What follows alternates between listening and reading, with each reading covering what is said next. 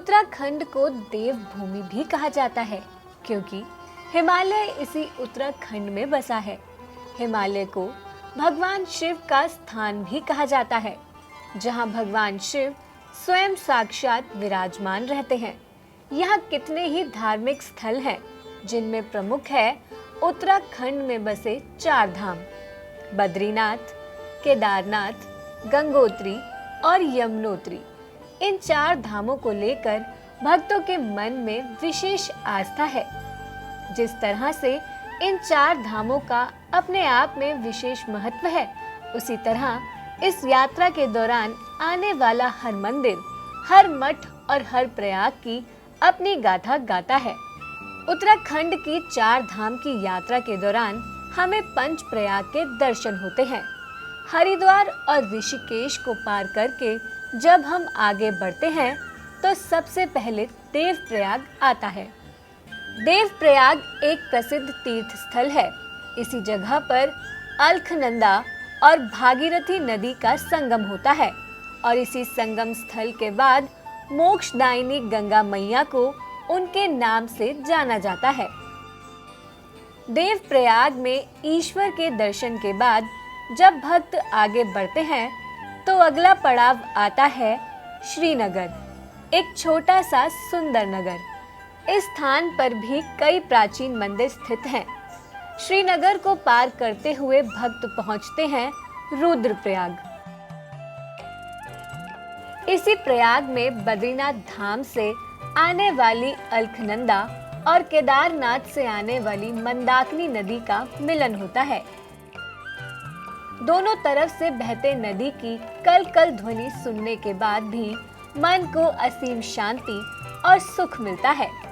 इसी स्थान पर पहाड़ों के बीच भगवान शिव का मंदिर भी स्थित है। कहा जाता है कि यहाँ पर नारद मुनि ने भगवान शिव के रुद्र रूप की उपासना की थी। नारद मुनि के कठोर तप से प्रसन्न होकर भगवान शिव ने उन्हें यहाँ दर्शन दिए और संगीत शास्त्र का पूर्ण ज्ञान दिया था। रुद्रप्रयाग में भगवान शिव और नारद मुनि के दर्शन करके भक्त आगे बढ़ते हैं।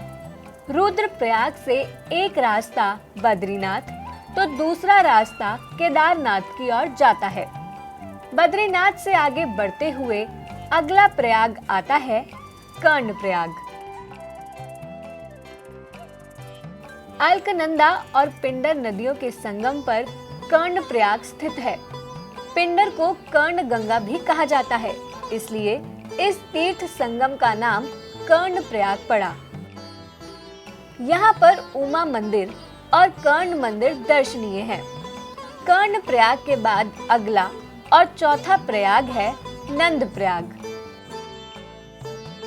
इस प्रयाग में नंदाकिनी तथा अलकनंदा नदियों का संगम होता है।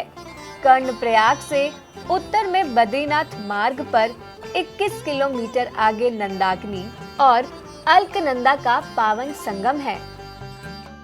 पौराणिक कथा के अनुसार यहाँ पर नंद महाराज ने पुत्र प्राप्त करने के लिए तप किया था। यहाँ पर नंदा देवी का भी बड़ा सुंदर मंदिर है। नंद प्रयाग के बाद आता है जोशीमठ।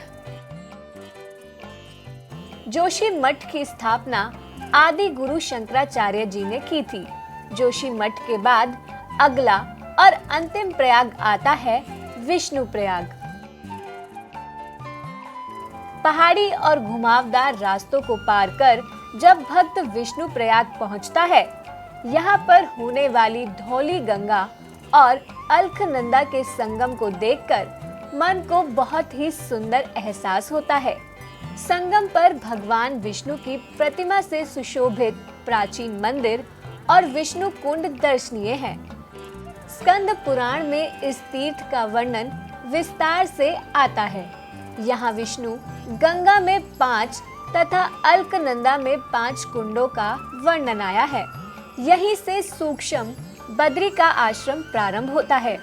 इसी स्थल पर दाएं बाएं 2 पर्वत हैं, जिन्हें भगवान के द्वारपालों के रूप में जाना जाता है। दाएं जय और बाएं विजय है। उत्तराखंड के इन पंच प्रयाग के दर्शन के बाद ही भक्त आगे भगवान बद्री विशाल के दर्शनों के लिए पड़ता है और अपने जीवन को धन्य करता है। आप हमारे संत वाणी चैनल को सब्सक्राइब करें, वीडियो को लाइक करें, शेयर करें और हाँ, बेल आइकन पर क्लिक करना बिल्कुल ना भूलें ताकि हमारी किसी भी वीडियो की सूचना सबसे पहले आपको मिले।